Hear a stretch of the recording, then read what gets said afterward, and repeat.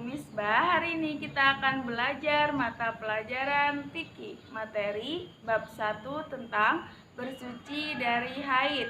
Kita hari ini menyambung pembelajaran minggu yang lalu tentang bersuci dari haid. Pada minggu ini kita akan membahas pembahasan yang ketiga, yaitu hukum mandi wajib setelah haid dan tata cara mandi wajib setelah haid. Semoga anak-anak ibu dalam keadaan sehat walafiat bisa mengikuti pembelajaran pada hari ini dengan baik. Dan yang ketiga yaitu tentang hukum dan tata cara mandi wajib setelah haid.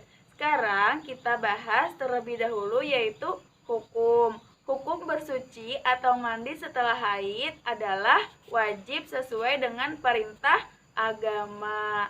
Nah, jadi tanda bahwa perempuan telah suci dari haid adalah apabila sudah tidak ada lagi darah yang mengalir, sudah tidak ada bercak darah yang berwarna merah kecoklatan. Setelah tidak ada bercak tersebut, wajib bagi setiap wanita untuk melaksanakan mandi wajib untuk menghilangkan hadas besar sesuai dengan sabda Rasulullah SAW yang artinya Rasulullah SAW bersabda kepada Fatimah bin Hubaisy, apabila datang haid maka tinggalkanlah sholat, dan apabila habis haid mandilah dan kerjakanlah sholat. Hadis riwayat Bukhari. Yang diwajibkan mandi hadas besar bukan hanya keluar haid, akan tetapi ada beberapa hal yang menyebabkan seseorang mengerjakan mandi hadas besar. Ada 4 hal. Yang pertama, keluarnya mani atau sperma atau mimpi basah bagi laki-laki. Yang kedua, selesai nifas, darah yang keluar setelah melahirkan dengan masa keluarnya paling lama 60 hari dan pada umumnya 40 hari. Yang ketiga, hal yang menyebabkan seseorang mandi wajib adalah selesai jima. Jima adalah berhubungan antara suami istri, baik keluar mani ataupun tidak. Kemudian yang terakhir, hal yang menyebabkan seseorang mandi hadas besar adalah keluarnya haid. Jadi ada 4 hal yang menyebabkan seseorang mandi hadas besar. Hari ini yang kedua adalah tata cara mandi wajib setelah haid. Nah, jadi tata cara mandi wajib menurut ulama itu terbagi menjadi 2. Yang pertama fardu dan yang kedua sunnah. Jadi tata cara yang fardunya itu terbagi menjadi 3. Yang pertama, niat untuk mensucikan diri dari hadas besar. Yang kedua, menyiram air ke seluruh tubuh. Yang ketiga, mengalirkan air ke jari dan rambut. Adapun yang sunnah ketika kita mandi wajib setelah hadas besar itu terbagi ke beberapa hal. Yang pertama, membaca basmalah bersamaan dengan niat. Membersihkan kedua telapak tangan sebelum memasukkan ke tempat air. Yang ketiga, menghilangkan kotoran yang ada pada badan. Jadi kita sunnah untuk menghilangkan kotoran yang ada pada badan. Yang keempat yaitu membersihkan kemaluan atau beristinja. Jadi ketika kita mandi hadas besar, kita disunahkan untuk membersihkan kemaluan kita. Yang selanjutnya yaitu berwudu. Kita disunahkan untuk berwudu dengan sempurna ketika kita mandi hadas besar. Kemudian yang selanjutnya mencelupkan kedua tangan ke dalam air dan menyiramkan air ke akar-akar kepala rambut. Jadi kita disunahkan tidak hanya mengguyurkan air, akan tetapi semua rambut itu terkena air. Selanjutnya yaitu menyiramkan air ke kepala sebanyak 3 kali. Nah, jadi kita disunahkan juga untuk menyiramkan air ke kepala itu sebanyak 3 kali.